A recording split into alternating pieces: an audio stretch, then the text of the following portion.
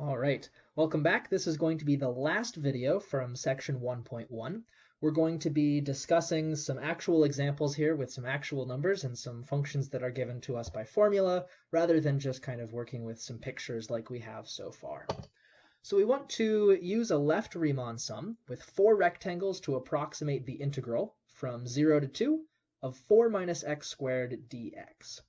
So we remember that what this integral sign means is it's telling us that we should be computing the area under the curve. So it might be helpful if we first got a picture of what this curve even looks like. We're considering the x values 0 and 2 here. So let's go ahead and draw a number line with the x values 0 and 2. And if I wanted to draw a graph of this function here, I know that this is a downwards facing parabola. Its vertex occurs at x equals 0, and its y-intercept is at y equals 4. So it intersects the axis up here at 4. And then it's going to continue downwards until it hits its x-intercepts are at plus or minus 2. So I know it's going to continue down something like this. So the area that I actually want to compute here is this purple shaded area. Well, however much area that purple takes up, that's what this integral actually is.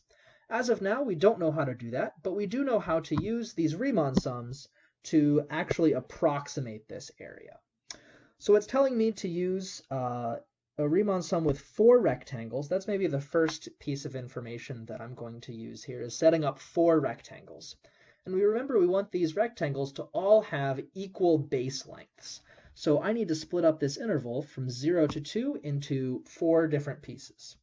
So I know that means I need to divide it into 2 twice. And so my x values for my rectangles are, the vertices of my rectangles are going to occur with x values of 1, 0.5, and 1.5 here. Now, if I want to use the notation that I've been using so far, I'm going to think about 0 as being x0, 0.5 as being x1, 1 as being x2, 1.5 is x3, and 2 is x4.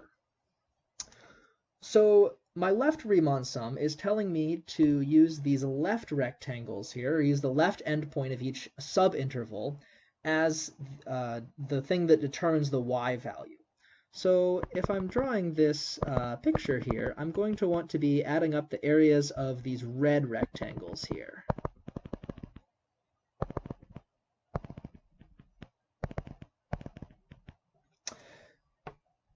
And so if I want to do this purely geometrically, I can think, well, this first rectangle here, that has area equal to, its base length is 0.5. So my area here is approximately base length 0.5. Its height is equal to the y-intercept 4 here. If I want to compute the area of this second rectangle, well, its base length is also 0.5 by construction. The height of this rectangle is exactly the y-coordinate at that point right there. And if I plug 0.5 into my function 4 minus x squared, I get out 3.75.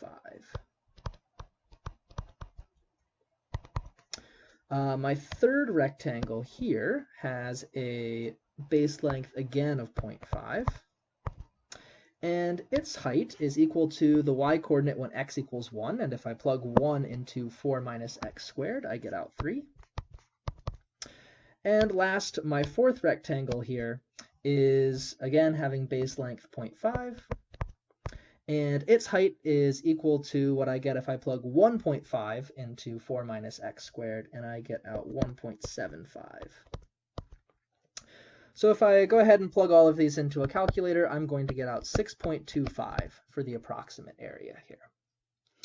On the other hand, certainly it's not always going to be the case that I have the picture of the function that I'm trying to approximate the area of right in front of me. Maybe I want to approximate the area under a cubic or a quartic or some kind of function that I don't know what its graph looks like. So I want some kind of algebraic method of doing this as well. And that's where these formulas that we have previously sort of help us out. So we remember that the left Riemann sum with 4 rectangles tells me that the area is going to be approximately the sum from I equals 1 to 4. So that's the 4 rectangles component. The left Riemann sum says look at f of x I minus 1 times the change in x. So how do I figure out these different pieces here? Well, I'm using the function f of x equals 4 minus x squared. My interval is 0, 2, so that tells me that my delta x is going to be the right endpoint minus the left endpoint divided by the number of rectangles, 4. And so 2 over 4 is that 0.5 delta x value that we were using on the geometric side of things here. So I have my delta x, I have my f of x. All I need to do is go through and actually compute this sum. So I'm starting at I equals 1 here, which means I want f of x0 times 0.5 plus f of x1 times 0.5 plus f of x2 times 0.5 plus f of x3 times 0.5. Great, so now I just need to use the fact that I know what x0, x1, and x2, and so on are. So I have values for them on the geometric side there. So I need to compute f of 0 times 0.5 plus f of 0.5 times 0.5 plus f of 1 times 0.5 plus f of 1.5 times 0.5. And notice that this is the exact same computation that we did already. F of 0 is 4, f of 0.5 is 3.75, f of 1 is 3, and f of 1.5 is 1.75. So whether we're thinking about this algebraically, whether we're thinking about this geometrically, it works out the same to about 6.25. All right, so we've done our left Riemann sum for this particular function.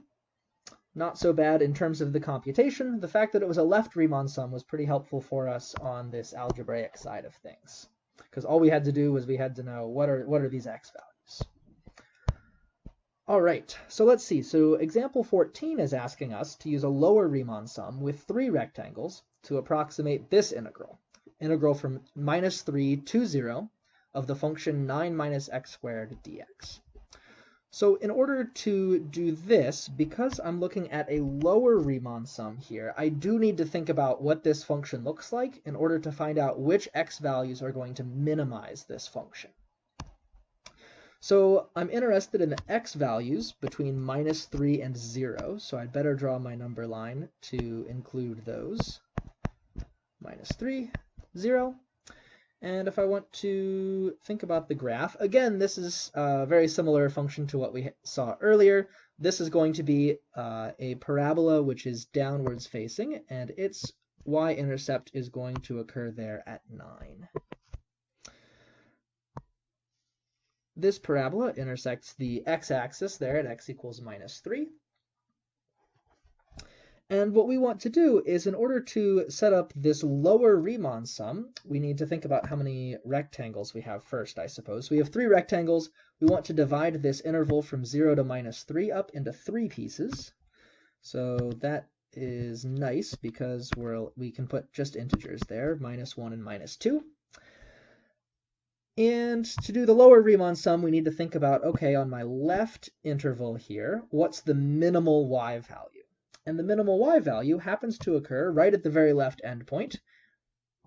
And in fact, what I want to do here is draw a rectangle with 0 height, because the left endpoint here occurs at y equals 0. On the next interval, from minus 2 to minus 1, I want to think about, again, what's my smallest y value on this interval. And I can see that it occurs at the left endpoint of minus 2 here. And finally, on my last interval, I again want to find my smallest y value. And if I'm looking up here, I see that my smallest y value also occurs at the left endpoint. And so I've got this rectangle here. So again, we can add up the areas of these different rectangles to do this approximation. So the integral from -3 to 0 of 9 minus x squared dx is approximately equal to, the area of my left rectangle is 0. The area of my middle rectangle, well, it has a base length of 1 here, and its height is equal to the function, the y value, when x is -2. So base length 1 times height of 9 minus -2 squared. And finally, the third rectangle also has base length 1, and its height is equal to the y value at x equals -1. So that is 9 minus -1 squared. Let's see, 9 minus 4 is 5, so I've got 5 for this first summand. And then 9 minus 1 is 8, so I have 8 for the second summand. 5 plus 8 is going to give me 13. So we find out that this area is approximately 13. All right, that's all we have for this section. In the next section, we're looking at actually doing some exact computations to get some actual area computations, and then we'll start to play with how exactly does this tie into other calculus things that we know about, and how do we get a better process for actually computing these areas.